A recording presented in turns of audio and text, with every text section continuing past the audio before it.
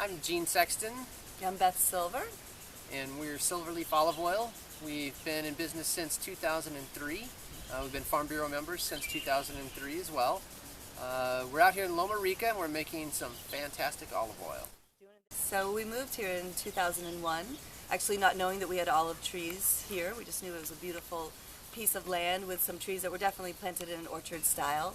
We came to find out shortly afterwards that these olive trees, Mission and Manzanillo, traditional Spanish olives, were planted in 1906.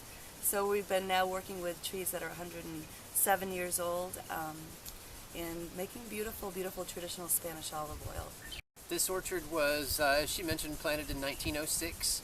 Justice Waller had owned the property at that time, and the Van Duzer family did all the planting and the maintenance of the orchard for about 45 years. The Van Duzer family was very active in the olive industry all through Yuba County and Butte County as well. We did actually have the pleasure of meeting one of the Van Duzer family who had worked on this property shortly before he passed away. And he told us a lot of great stories about the orchard. When this orchard was planted, they cheated a little bit. Instead of digging in this hard soil, they made small holes in the ground, put a quarter stick of dynamite in, wired up a couple hundred of them at a time, pushed the plunger and blew the holes out. Came in the next day, put the suckers in, watered them down, backfilled it, and have the orchard that we're sitting in now.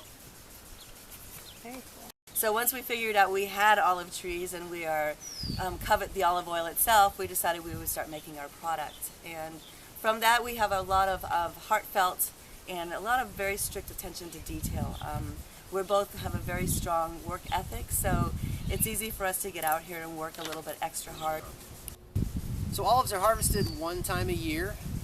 For the varieties we have here at Silverleaf, we start harvesting usually around the first part of December, sometimes as early as Thanksgiving, and we go all the way through January.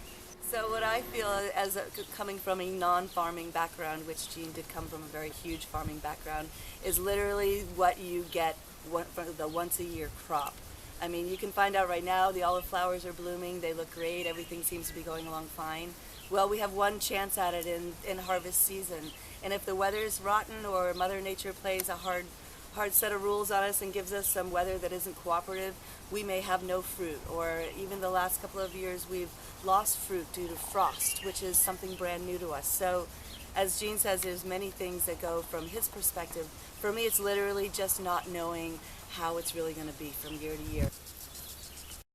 So the flower's almost finished, but you can see inside here there's just a little bit of green. Right here's another one. This is another little olive that's coming on. There's one right up here. But it looks like a pretty good fruit set this year. My advice to anybody that wants to get into olive oil, don't. It's a tough time. A lot of people are starting to pull acres out, especially up a little further north. It's difficult if you're not established to get into markets now, to get into stores. There's a lot of olive oil companies that are out there. There's a lot of people that are making really good olive oil. So it's a difficult market to get into. Definitely be prepared to market and market it yourself. So they say that you should plant something like grapes or almonds or things like that for your children. Well, olives you should plant for your grandchildren because they take such a long time to cultivate.